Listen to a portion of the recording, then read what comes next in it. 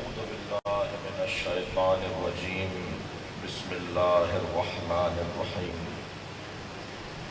الحمد لله الذي لا يبلغ مدحته القائلون ولا يحصي نعماءه العادون ولا يعدي حقه المجتهدون الذي ليس لصفته حد محدود ولا نعت موجود ولا وقت معدود ولا أجل ممدود فطر الخلائق بقدرته ونشر الرياح برحمته الصلاة والسلام على الرسول المسدد المصطفى الأمجد المحمود الأحمد سيدنا ومولانا ومولى الكونين جد الحسن والحسين وعلي أبا القاسم محمد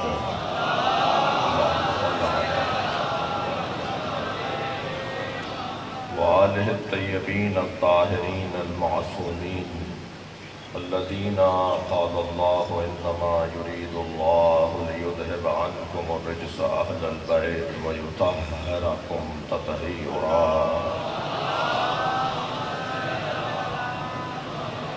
ولعنة الله على أعدائهم أجمعين من يوم عداوتهم إلى قيام يوم الدين أما بعد قال الحكيم في قرآن الكريم بسم الله الرحمن الرحيم وجعلناهم أئمة يهدون بأمرنا وأوحينا إليهم فعل الخيرات وإقام الصلاة وإيتاء الزكاة وكانوا لنا عابدين صلوات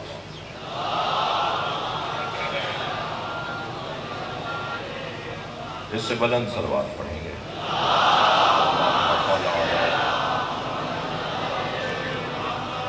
اور بھی بلند صلوات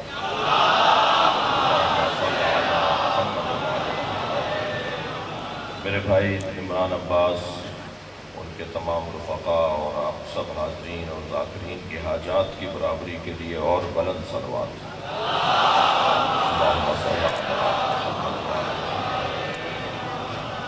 سورہ مبارکہ الانبیاء کی 73ویں آیت ہے جو میں نے آپ کے سامنے پڑھی ہے۔ آیت کا عنوان عقیدہ امامت ہے۔ عقیدہ توحید کے بعد تقاضۂ توحید یہ ہے کہ اللہ نبیوں کو بھیجے، اور نبوت جب کمال پر پہنچتی ہے تو مصطفیٰ سرکار کا جلوہ سامنے آتا ہے، اور جب نبوت ختم نبوت کا عنوان پاتی ہے تو ایک اعلان ہوتا ہے جسے اعلان غدیر کہا جاتا ہے، اور اعلان غدیر میں متم نبوت اور مکمل نبوت مولا علی کا جلوہ نظر آتا ہے،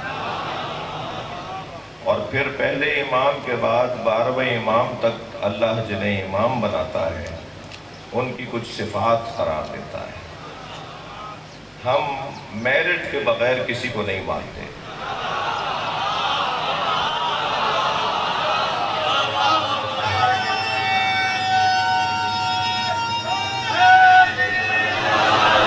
ہر جگہ ایک ہی آواز، ہر جگہ ایک ہی پکار کہ میرٹ پہ تقرریاں ہونی چاہیے، میرٹ پہ پارٹی ٹکٹس ملنے چاہیے، میرٹ پہ تبادلے ہونے چاہیے، میرٹ پہ داخلے ہونے چاہیے۔ ہم بھی 1400 سال سے مجلس اسی لیے کر رہے ہیں کہ نبی کے بعد میرٹ پہ ماننا چاہیے۔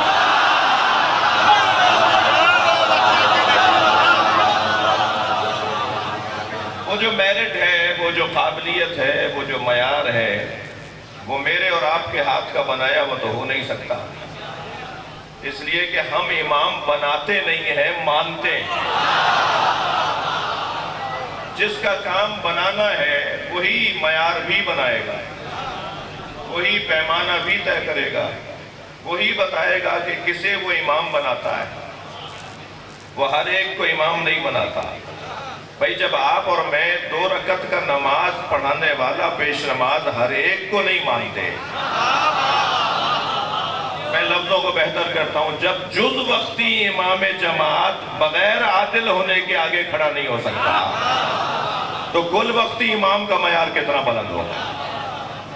لہذا معیار بھی وہ بنائے گا کہ جس نے امام بنانا ہے، جو امام جس کا کام ہے امام بنانا۔ دو کام تو اس نے اپنے اوپر واجب قرار دیے ہیں۔ ایک اس نے اپنے اوپر واجب یہ قرار دیا کہ اس نے اللہ نے اِنَّا عَلَيْنَا لَلْهُدَى، ہدایت دینا میری ذمہ داری ہے۔ ہادی اللہ ہے، تو جب ہادی اللہ ہے تو اللہ ہی طے کرے گا کہ ہادی کون ہے۔ تو جسے وہ اپنا کام دے کر بھیجتا ہے، اپنے امر کی ہدایت کا کام دے کر بھیجتا ہے، تو اسے سجانا اور سنوارنا بھی اسی کا کام ہے۔ بڑا حسین مضمون ہے، میں یقیناً مسلسل خطبہ و ذاکرین کی حاضری ہے اور بہت دیر آپ کو زحمت نہیں دینا چاہتا، لیکن یہ ایک ایسا حسین موضوع ہے کہ اللہ نے کن کن چیزوں سے اس گھرانے کو سجایا ہے۔ اگر اس موضوع پر بات کی جائے تو پسندیدہ ترین مضمون ہے۔ مولا نبی مولا علی سے فرماتے ہیں، یا علی زینک اللہ فی الدنیا بالزہد وحب المساکین۔ یا علی، اللہ نے تمہیں دو چیزوں سے سجا کر بھیجا ہے۔ ایک تمہیں دنیا میں زاہد بنا کر بھیجا ہے، اور ایک تمہیں مسکینوں سے پیار کرنے والا بنایا ہے۔ علی مولا مسکینوں سے کتنا پیار کرتے ہیں، جہاں کہیں مولا کو مسکین نظر آ جاتا تھا نا، مولا گھوڑے سے اتر جاتے تھے۔ کہیں بیٹھے مسکین کھانا کھا رہے ہوتے تھے، ان کے ساتھ بیٹھ کر اپنی روٹی اپنا رومال کھول کر ان کے ساتھ کھانا کھاتے تھے۔ اگر کبھی کوئی مسکین کہتا تھا مولا میری روٹی کھا لیں، تو فرماتے تھے صدقہ مجھ پہ حرام ہے، بیٹھوں گا تمہارے ساتھ۔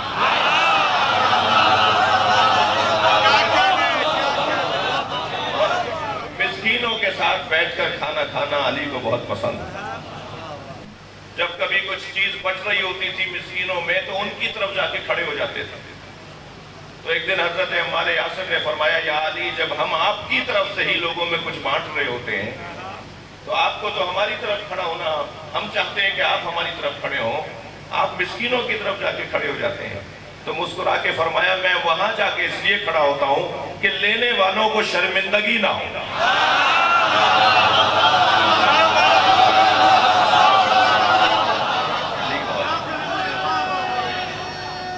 سبحان اللہ۔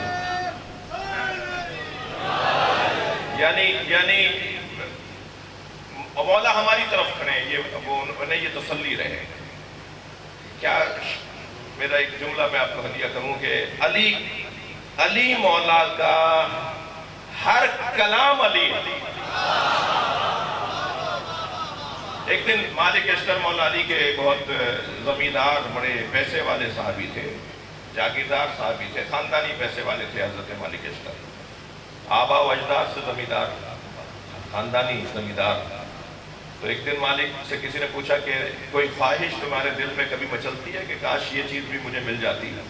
تو مسکرا کے فرمانے لگے کہ جب میں علی کو مسکینوں سے پیار کرتے ہوئے دیکھتا ہوں تو خواہش ہوتی ہے کاش میں بھی مسکین ہوتا۔ میرے بچوں جوانوں، خبردار، کسی کا کالر ادھڑا ہوا ہو، کسی کا پائچہ پھٹا ہوا ہو، اسے ذلیل نہ سمجھنا، اس لیے کہ اللہ نے اپنے ولیوں کو فقیروں میں چھپایا ہوا ہے۔ کوئی مہنگی گاڑی سے اتر رہا ہو، بڑے بنگلے سے نکل رہا ہو، اسے امیر مت سمجھنا۔ یہ پیمانے ہمارے نزدیک پیمانے نہیں ہیں۔ ہم جس شفا خانے میں بیٹھے ہیں، یہ امام بارگاہ حسینی شفا خانہ ہے۔ ہم جس شفا خانے میں بیٹھے ہیں، اس شفا خانے میں بیٹھنے والوں کی اینک تبدیل کروائی جاتی ہے۔ ہم اس اینک سے دیکھتے ہیں کہ جو کربلائی اینک ہے، جو حیدری اینک ہے، اور جب اس اینک سے دیکھیں گے تو ہماری دید ہی بدل جائے گی۔ میں ایک جگہ سے گزر رہا تھا، رستے میں سانپ بیٹھا ہوا تھا، میرے بڑھتے ہوئے قدم رک گئے، میں سوچنے لگا یہ موذی ہے، حملہ کرے گا۔ ابھی کھڑا میں سوچ رہا تھا کہ دور سے لوگوں نے مجھے دیکھ کر تبصرے شروع کیے، دیکھو مولانا وہ بڑی بہادری کی باتیں، شجاعت کی باتیں کرتے ہیں، بڑے بڑے جملے بول دیتے ہیں، سانپ سے ڈر رہے ہیں۔ اب میں سوچنے لگا ان کے چڑھانے میں آؤں یا عقل مندی کا ثبوت دوں۔ بہت سارے لوگ چڑھا کر غائب بھی ہو جاتے ہیں۔ ابھی کھڑا میں سوچ رہا تھا کہ مجھے کرنا کیا چاہیے، کہ برابر میں ایک بچہ آ کے کھڑا ہوا اور کہنے لگا مولانا یہ پلاسٹک کا سانپ ہے۔ جیسے ہی مجھے پتا چلا پلاسٹک کا سانپ ہے تو میں نے اسی پر پیر رکھا، اسے کچلتا ہوا آگے چلا گیا۔ معلوم یہ ہوا جب حقائق روشن ہو جاتے ہیں تو اقدامات بھی تبدیل ہو جاتے ہیں۔ میں جملہ ہدیہ کر رہا ہوں، ساری دنیا جس یزید سے ڈرتی تھی، حسین اس کی حقیقت کو جانتے تھے۔ صلوات پر محمد و آل محمد۔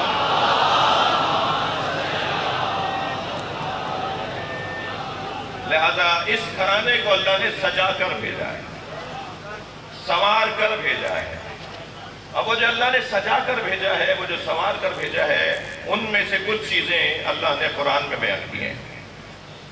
مثلاً یہی سورہ مبارکہ الانبیاء کی 73ویں آیت جو میں نے آپ کے سامنے پڑھی، اس میں اللہ ارشاد فرماتا ہے وَجَعَلْنَهُمْ أَئِمَّةً يَهْدُونَ بِأَمْرِنَا، اور ہم نے انہیں امام بنایا ہے تاکہ ہمارے امر کی ہدایت کریں۔ اچھا، امر ہے اللہ کا، ہدایت یہ پہنچائیں گے۔ توجہ، علم ہے اللہ کا، آتا ان کے ذریعے، برکتیں ہیں اللہ کی، ملتی ان سے ہیں۔ تھکے ہوئے تو نہیں ہیں؟ رزق ہے اللہ کا، دیتے یہ ہیں۔ بھئی اگر آپ آمادہ ہیں تو جملہ کہوں، رحمتیں اللہ کی ملتی ان کے ذریعے سے ہیں، لعنت اللہ کی مباہلے میں ملتی ان کے ذریعے سے۔ یہ سارے کام اللہ کے ان کے ذریعے سے ہم تک پہنچتے ہیں۔ اسی کو وسیلہ کہا جاتا ہے، اسی کو وسیلہ کہا جاتا ہے۔ عقیدہ توسل، قرآن مجید میں وسیلے کا لفظ، میرا بچہ جوان پوچھتا ہے نا کہ کالج میں استاد نے ہم پر ایک جملہ کس دیا، ایک شاگرد ہمارے ساتھ بیٹھتا ہے، وہ ساتھ پڑھتا ہے، وہ کہتا ہے جی وسیلہ تو ہونا ہی نہیں چاہیے، ہمیں تو ڈائریکٹ اللہ سے بات کرنی چاہیے۔ تو جو یہ لوگ کہتے ہیں نا کہ ہمیں ڈائریکٹ اللہ سے بات کرنی چاہیے، پہلے تو آپ ان سے کہا کریں اپنا چہرہ ذرا آئینے میں جا کے دیکھو، تم اس قابل بھی ہو کہ ڈائریکٹ اللہ سے بات کرو؟ جسے حق تھا نا کہ وہ ڈائریکٹ اللہ سے بات کرتا ہے، کرتا تھا، کرتا رہے گا، وہ نبی جس نے ہمیشہ ڈائریکٹ اللہ سے بات کی ہے، وہ بھی جب اللہ سے بات کرتا ہے تو علی کو وسیلہ بناتا ہے۔ وہ علی جب اللہ سے بات کرتے ہیں تو نبی کو وسیلہ بناتے ہیں۔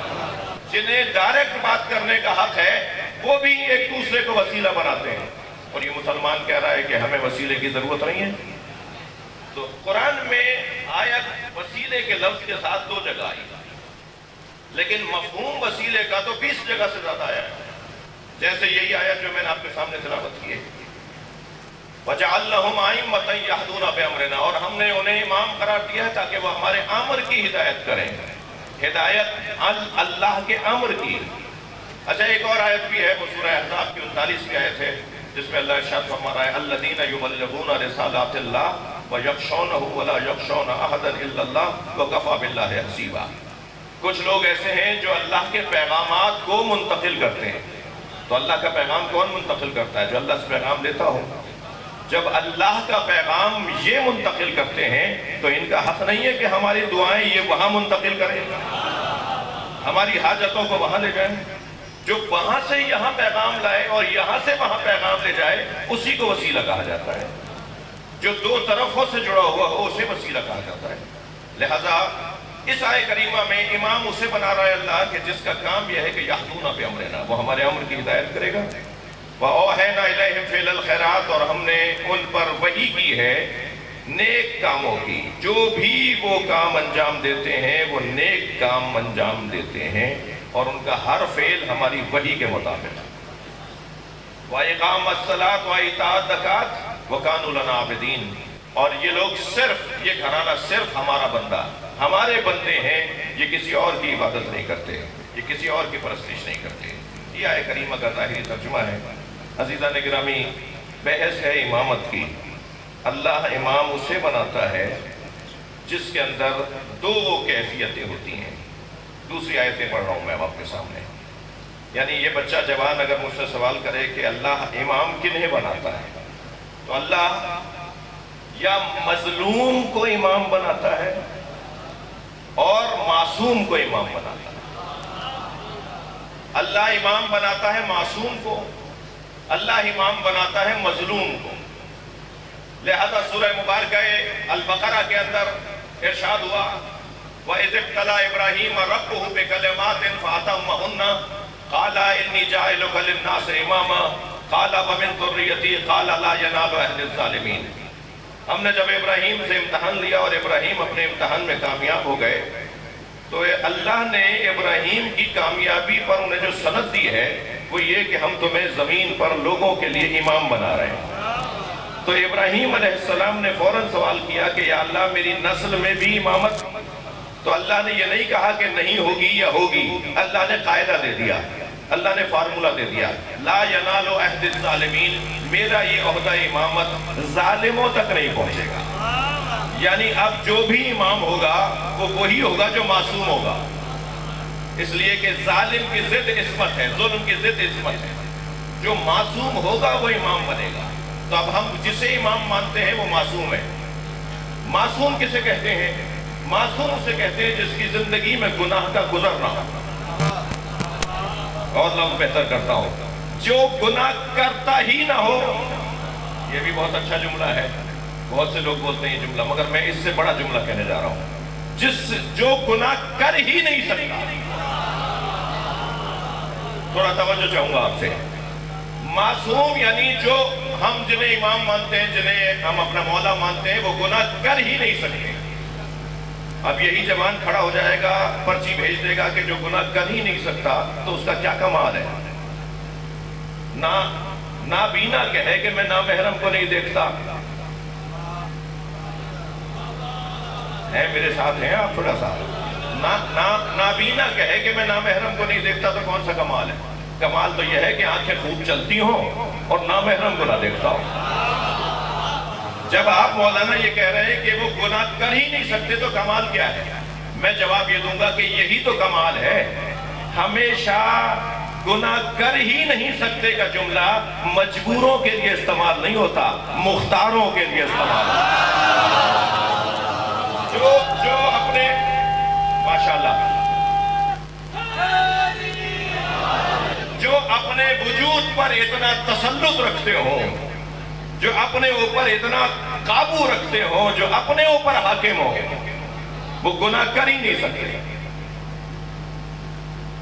مثال دینے جا رہا ہوں، مجلس ہو رہی ہے، ایک جوان نے کہا مولانا آپ سے پہلے میں ایک کلام پڑھوں گا، ایک قصیدہ پڑھوں گا۔ میں نے کہا بیٹا دکھاؤ گے کیا پڑھو گے؟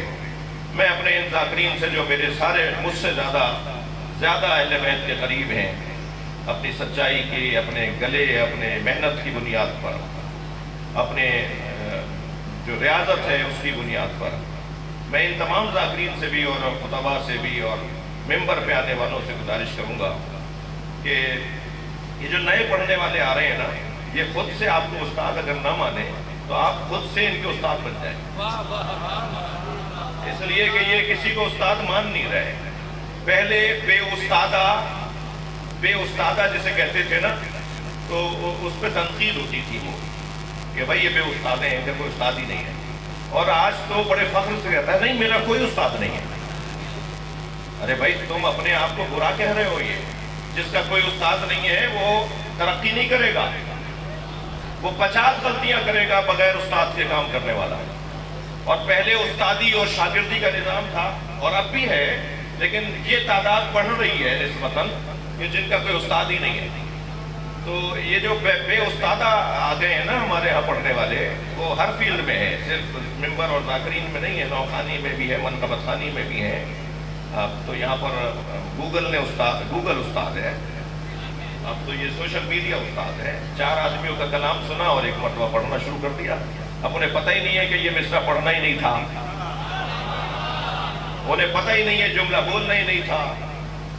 استاد نے بولا تھا، انہوں نے کہیں سے سوشل میڈیا سے کلام اٹھا لیا، انہوں نے مثال کے طور پر اس وقت میں ان کا کوئی جونیئر بیٹھا تھا، اس کا نام لے کر پکارا، انہوں نے پڑھتے ہوئے اس سینئر کا نام ایسے ہی پکار دیا جیسے انہوں نے جونیئر کا کہہ کر پکارا تھا۔ تو انہیں نقل کے لیے بھی تو عقل چاہیے نا، تو بعض لوگوں کے پاس نقل تو بڑی اچھی ہے، عقل نہیں ہے۔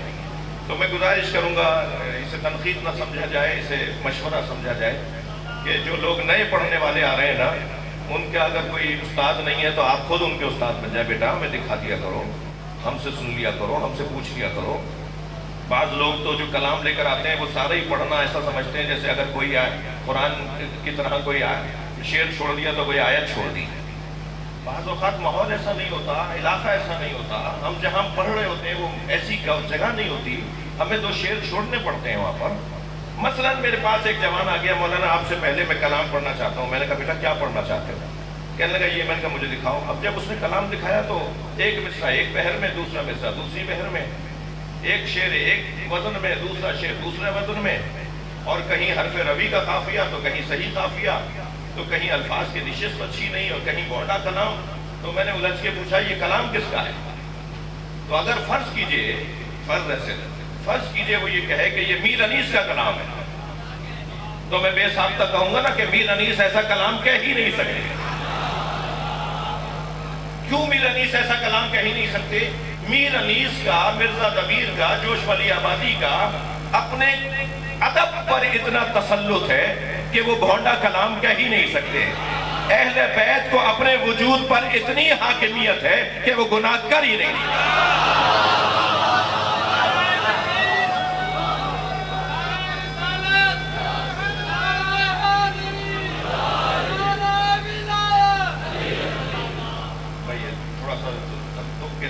طریقے سے نام لگاؤ۔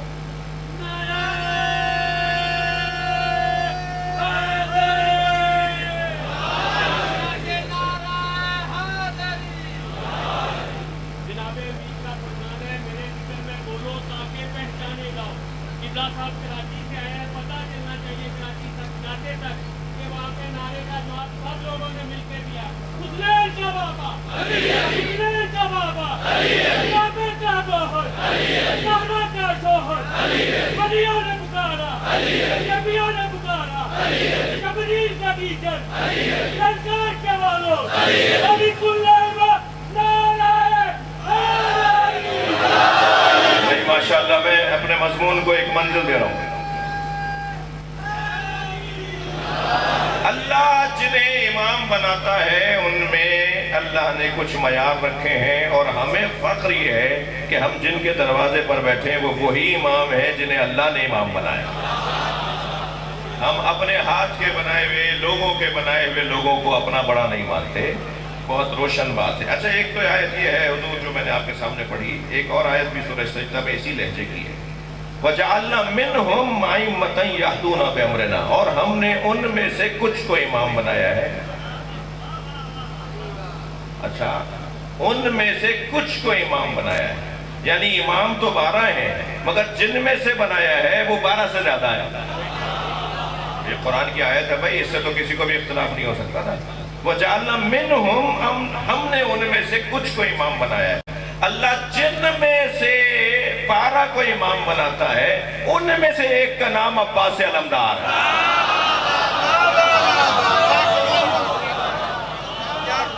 استاد قمر جلالوی کے دو مصرے مجھے یاد آ گئے۔ استاد قمر جلالوی کہتے ہیں مقام حضرت عباس کم نہیں تھا قمر۔ بھائی تھوڑی گردن ہلا دینا، بات جا رہی ہو تو۔ مقام حضرت عباس کم نہیں تھا قمر، پلاتی دودھ جو زہرا امام ہو جاتے۔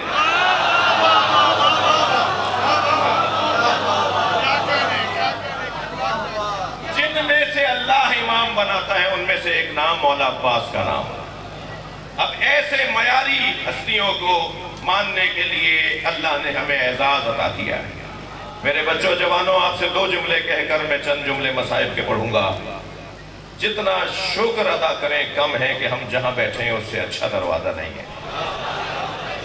دنیا کہاں بیٹھی ہے مجھے اس سے غرض نہیں ہے، ہم جہاں بیٹھے ہیں وہاں سے جنت کا رستہ بنتا ہے، ترقی کی راہیں کھلتی ہیں، عظمت کے باب کھلتے ہیں، اطمینان قلب بڑھنے لگتا ہے۔ سب سے بڑی دولت جو اہل بیت کے چاہنے والوں کو نصیب ہے وہ اطمینان قلب ہے۔ عزاداروں میں خودکشی کرنے والے نہیں ملیں گے، حسین مولا کے ماتمیوں میں خودکشی کرنے والے نہیں ملیں گے۔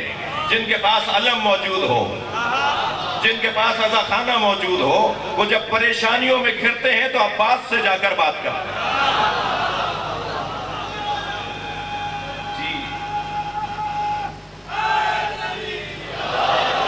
پریشانیوں میں گھیر کے پھندا لگانے والے اور لوگ ہیں، اور پریشانیوں کو پریشان کرنے والے اور ہیں۔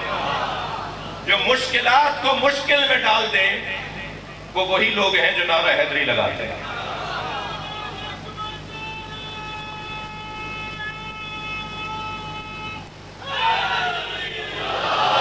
میں اکثر اسی ہولیے میں رہتا ہوں، مسلسل سفروں میں، آج بھی یہاں سے وہاں اتر کر ایک 17 گھنٹے کا آسٹریلیا کا سفر ہے، اور ہر سفر کے اندر کوئی نہ کوئی برابر میں آ کے بیٹھتا ہے اور کہتا ہے شیعہ مولوی آپ سے سوال کر لوں، تو میں پہلا جواب تو یہ دیتا ہوں کہ میں پہن کے اس لیے پھر رہا ہوں کہ آپ سوال کر رہے ہیں۔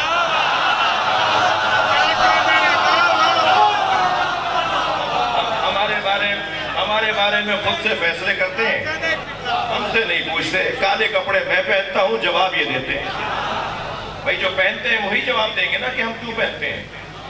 جی ماتم ہم کرتے ہیں، جواب وہ دے رہے ہوتے ہیں کہ بدعت ہے۔ ہم ماتم کر رہے ہیں نا، دلیل بھی ہم دیں گے نا، ہم سے پوچھئے تو صحیح۔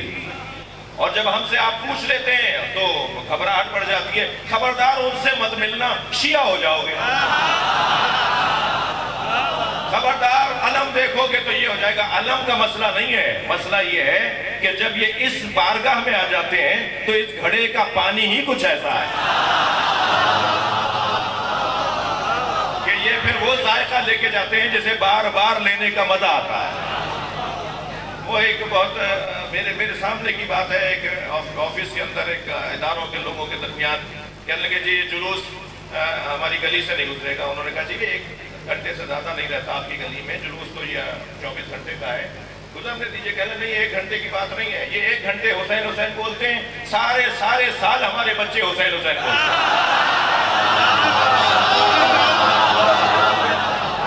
یہ نتیجے ہیں۔ مجھے ایک صاحب کہنے لگے کہ جی آپ کے ہاں لوگوں کے ہاں کردار کی اور نماز آپ کے ہاں کم پڑھتے ہیں لوگ، اور آپ کے ہاں میں نے کہا جی یہ ذاتی مسئلہ ہے، یہ انفرادی مسئلہ ہے، ہر ایک کو خود اپنا جواب دینا ہے۔ نصیحت ہمیں کرنی چاہیے، وعظ ہمیں کرنا چاہیے، مگر اس کی بنیاد پر پوری قوم کا فیصلہ نہیں ہوگا۔ بے حیثیت قوم جو ہمارا کمال ہے وہ یہ ہے کہ بے حیثیت قوم حسین مولا پہ رونے والے دوسری قوموں سے اس لیے اچھے ہیں کہ یہ کسی کو جا کے تکلیف نہیں پہنچاتے، یہ کسی کو کہیں جا کے پھٹتے نہیں ہیں، کسی کو نقصان نہیں پہنچاتے۔ جی درد اور ہمدردی اس قوم میں زیادہ پائی جاتی ہے انسانی بنیادوں میں۔ جو قوم رونے کی مشق کرتی ہو نا وہ کسی کو رلاتی نہیں ہے۔ رونا دل نرم کرنے کا ایک بہترین رستہ تھا جو اہل بیت نے ہمیں دے دیا۔ سب سے بڑے مظلوم پر رو لو تاکہ تمہیں دنیا میں مظلوم نظر آئیں، تو اس کے صدقے میں ان کا ساتھ دو۔ لہذا دنیا میں سب سے زیادہ مظلوموں کی حمایت میں جو ریلیاں، جلسے، جلوس، آوازیں، بیانات، تقریریں، تحریریں، کتابیں اگر کسی مکتب نے لکھی ہیں تو وہ امام حسین کے عزاداروں نے لکھی۔ بعض اوقات تو ان سے ہمارا مسلکاً کوئی تعلق بھی نہیں ہوتا، مولا علی کی وصیت پر ہم عمل کر رہے ہوتے ہیں۔ کُونَ لِلظَّالِمِ خَصْمًا وَلِلْمَظْلُومِ عَوْنًا، اے میرے شیعو، اے میرے چاہنے والوں، ہمیشہ ظالم سے نفرت کرنا اور مظلوم سے پیار کرنا۔ یہ مولا علی کی وصیت، اس پر پوری قوم عمل کر رہی ہے۔ تو بے حیثیت قوم ایک اچھا جلوہ ہے، ایک اچھی تصویر ہے ہماری، جو الحمدللہ پوری دنیا میں جا رہی ہے۔ اور یہ امام بارگاہ جو پہلے بڑے بڑے لگتے تھے ہمیں، اب چھوٹے پڑ رہے ہیں۔ امام بارگاہ چھوٹے نہیں ہوئے، حسینیوں میں اضافہ ہوا ہے، مولا حسین کے چاہنے والوں میں اضافہ ہوا ہے۔ اور شاید ہی کوئی مجلس ہو کہ جس کے اندر ایک تعداد اہل سنت کی نہ آتی ہو، اور مجھ فقیر کو سننے کے لیے تو ایک تعداد سنیوں کی آتی ہے، اس لیے کہ جب ہم پیار دیں گے تو پیار لیں گے۔ میں یہ بات بار بار اپنے جوانوں سے کرتا ہوں کہ یہ کوئی ہنر نہیں ہے کہ خود نیاز پکائی اور خود کھا لی، انہیں کھلاؤ جو نہیں کھاتے، واپس کر دیں تو دوبارہ بھیجو، واپس کر دیں تو تیسری دفعہ بھیجو۔ ممبر پر بیٹھ کر قسم کھا کر کہتا ہوں 4تھی مرتبہ ان کی طرف سے نیاز آئے گی کہ ہم بھی نیاز کرتے ہیں۔ اخلاق سے بہتر تبلیغ نہیں ہے، رویوں سے بہتر تبلیغ نہیں ہے۔ ہم میں سے سب اہل بیت کے پیغام کے مبلغ ہیں، جو جہاں جس کیفیت میں ہے حسین مولا کا پیغام پہنچائے۔ جب کالے کپڑے پہن کے میں اور آپ بازار میں نکلتے ہیں نا تو ہمیں دیکھ کر لوگ پہچان لیتے ہیں کہ یہ حسین کے ذکر کا سفیر جا رہا ہے، اور ہمارے ایک ایک انداز پر، ایک ایک ادا پر لوگ توجہ کر رہے ہوتے ہیں۔ پورا شہر کہے کہ ان سے سودا خریدنا والی والے ہیں، جعلی مال نہیں بیچتے۔ پورا علاقہ بولے کہ ان کے پاس امانت رکھ دو، وہ عزادار ہے، وہ خیانت نہیں کرتا۔ الحمدللہ یہ کیفیت ہمارے ہاں بہتر سے بہتر ہوتی چلی جا رہی ہے۔ میرے بات پڑھنے والوں کی تعداد ہے۔ عزیزو، میں ممنون ہوں آپ کا کہ آپ نے مجھے برداشت کیا، اور ممنون ہوں اپنے بھائی عمران کا کہ وہ مسلسل اس بات کی خواہش رکھتے تھے کہ میں اس جلسے میں، اس مجلس اعلیٰ میں حاضر ہوں۔ آج کا دن بڑی قیامت کا دن ہے۔ کل کا جو دن گزرا ہے وہ اہل بیت کے گھر میں گریہ وزاری کا دن ہے۔ یوں تو کربلا کا ہر منظر دل خراش ہے، یوں تو حسینی قافلے کا ہر فرد مظلوم ہے، مگر مجھے آپ کے ساتھ مل کے اس بیوی کو سلام کرنا ہے جس کی 2 ہی کمائیاں تھیں، ایک علی اصغر اور ایک سکینہ۔ ایک کو اجلا سا کرتا پہنا کر، بالوں میں کنگھی کر کر، آنکھوں میں سرما دے کر امام حسین کی گود میں دے دیا، اے میرے مولا اسے پانی پلا نہیں ہے۔ اور حسین نے حضرت علی اصغر کے اس کرتے کو اس انداز سے سجایا کہ گریبان کے بٹن کھول دیے، آستینوں کو لوٹ دیا، جسے میر انیس کہتے ہیں کہ بنا کر شکل مجاہد کی لے چلے شبیر، بنا کر شکل مجاہد کی لے چلے شبیر، الٹ دیا علی اصغر کی آستینوں کو، اے میرے مولا اسے پانی پلا لائیے۔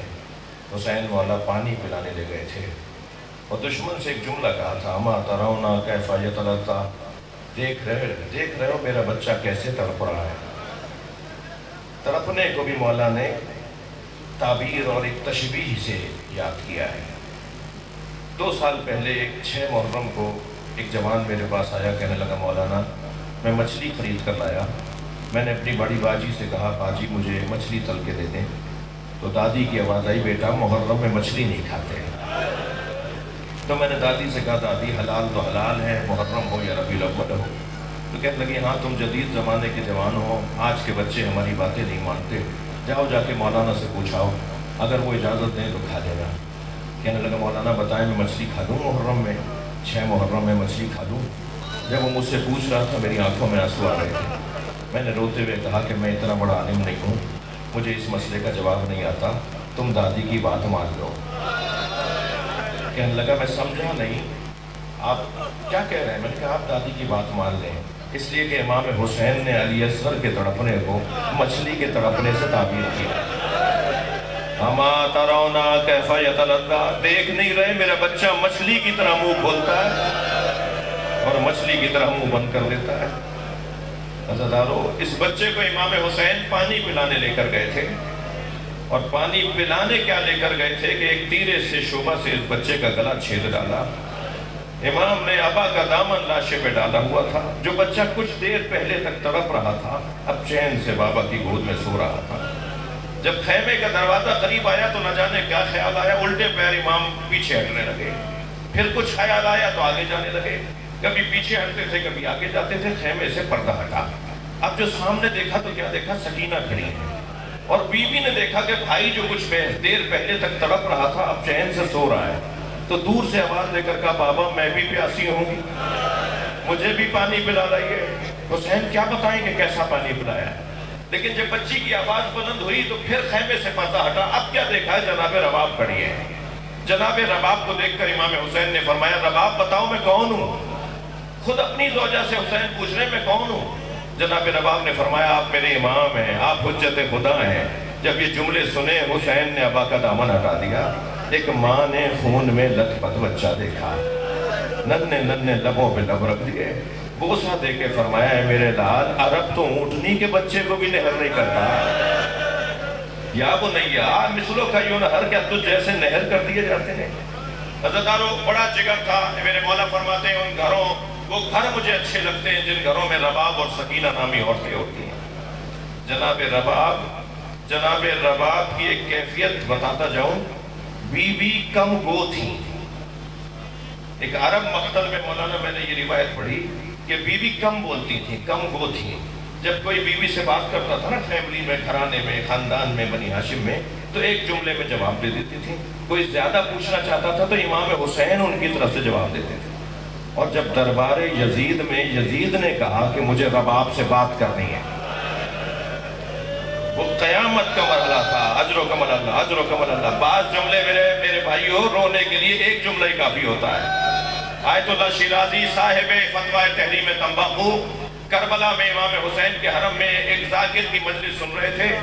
وہ مصائب پڑھ رہا تھا تو روتے ہوئے فرمایا ذرا آہستہ آہستہ پڑھو، ہمیں رونے تو دو، تم اتنے سخت سخت جملے اتنی جلدی جلدی بول رہے ہو۔ جب اس نے ایک جملہ کہا نا تو چیخ مار کے روئے اور 3 گھنٹے بے ہوش رہے۔ اور وہ جملہ پتہ ہے کیا تھا؟ وہ جملہ یہ تھا کہ دربار شام میں آواز دی گئی زینب کو دربار میں لایا جائے۔ اللہ اکبر۔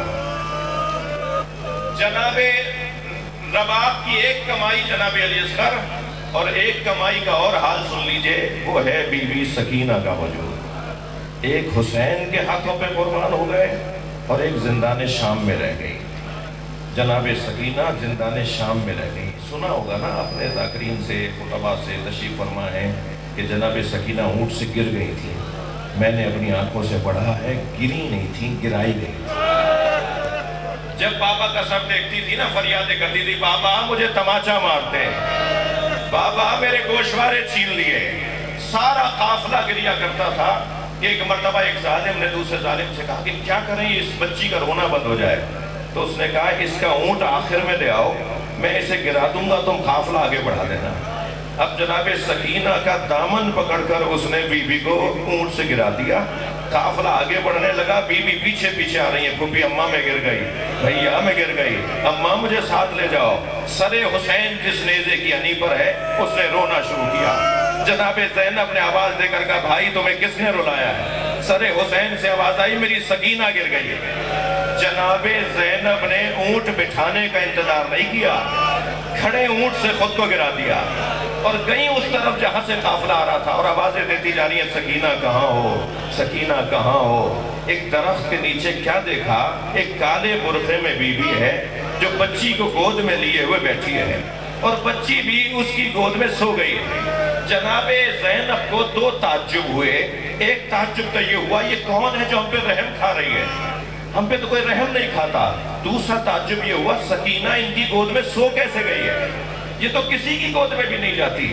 قریب جا کے کہنے لگی بی بی یہ بچی میری ہے، یہ مجھے دے دو، اور یہ بھی مجھے بتا دو کہ تم ہم پہ رحم کیوں کر رہی ہو، اور یہ بھی بتا دو تمہارے پاس یہ سو کیسے گئی۔ بس ابھی بی بی نے یہ سوال کیے تھے کہ سامنے بیٹھی بی بی نے نقاب ہٹائی۔ ایک بیٹی نے ماں کو بیٹھے ہوئے دیکھا، ماں سے بیٹی لپٹ کر فریادیں کرتی اماں میرا بھائی مارا گیا، اماں میرا عباس مارا گیا۔ اجر و کمل اللہ۔ عزیزانو بس ایک منزل اور لیجئے، آپ کی آنکھوں میں آنسو آ گئے۔ جلتے ہوئے خیمے سے امام سجاد کو لانا کتنا مشکل تھا، کوئی جناب زینب سے پوچھے۔ یزیدی لشکر کا سپاہی کہتا ہے کہ میں نے دیکھا جب خیمے جل رہے تھے، ایک بی بی جلتے ہوئے خیمے میں جانا چاہتی تھی، جلتے ہوئے خیمے کی چوک سے اس کا سر ٹکراتا تھا، وہ رستہ بدل کے پھر جاتی تھی، مگر آگ کی لپیٹیں اسے روکتی تھیں۔ میں دوڑتا ہوا گیا اور میں نے کہا تمہیں نظر نہیں آتا آگے آگ جل رہی ہے، تم آگ میں کیوں جانا چاہتی ہو؟ تو اس نے مڑ کر مجھے دیکھا اور کہا یا شیخ انا لنا فیہا علیل، اس خیمے میں ہمارا ایک بیمار رہ گیا ہے جو اپنے پیروں سے چل کر نہیں آ سکتا۔ وہ بیوی جلتے ہوئے خیمے میں گئی، اپنی پشت پہ زین العابدین کو اٹھا کر لائی۔ تب مجھے پتا چلا کہ یہ علی کی بیٹی زینب ہے۔ سن لیا نا آپ نے، جلتے ہوئے خیمے سے امام سجاد کو لانا کتنا مشکل تھا، اسے کوئی دیکھے کربلا کے مقتل میں اس سے زیادہ مشکل تھا قبر سکینہ سے بی بی رباب کو اٹھانا۔ جب گئی ہے نا جناب زینب تو کیا دیکھا؟ جیسے کوئی ماں اپنے بچے کو گلے سے لگائے ہوئے ہو، ایسے جناب رباب نے قبر سکینہ کو گلے سے لگایا ہوا۔ بی بی نے فرمایا بھابی چلیے قافلہ تیار ہے، تو فرمانے لگی زینب میرا مدینے میں کون ہے؟ میرا والی کربلا میں رہ گیا، میری بچی اکیلی رہ گئی۔ امام سجاد کا حکم پا کر محمل میں تو آ کر بیٹھ گئی بی بی رباب، مگر مڑ مڑ کر قبر کی طرف دیکھ رہی تھی۔ شام کی عورتوں نے آوازیں دینا شروع کی، الوداع یا زینب۔ بی بی زینب نے محمل کا پردہ ہٹایا اور پردہ ہٹا کر ایک جملہ کہا، مجھ پر ایک احسان کرو گی؟ ساری بیویوں نے کہا بی بی حکم کریں گی۔ فرمایا میری سکینہ کو اکیلا نہ چھوڑنا، اللہ آپ کو شام لے جائے جناب سکینہ کی زیارت کے لیے۔ اب جب آپ شام جائیں نا تو جالی سے قبر کو ضرور دیکھیے گا۔ آج بھی شام کے دیہات کی عورتیں کھلونے لا کے ڈالتی ہیں، گڑیاں لا کے ڈالتی ہیں اور ایک نوحہ پڑھتی ہیں، تمہاری پھوپھی سے وعدہ کیا تھا ہم تمہاری قبر پر آتے رہیں گے۔ الا لعنۃ اللہ علی القوم الظالمین وسیعلم الذین ظلموا ایہم الانقلاب۔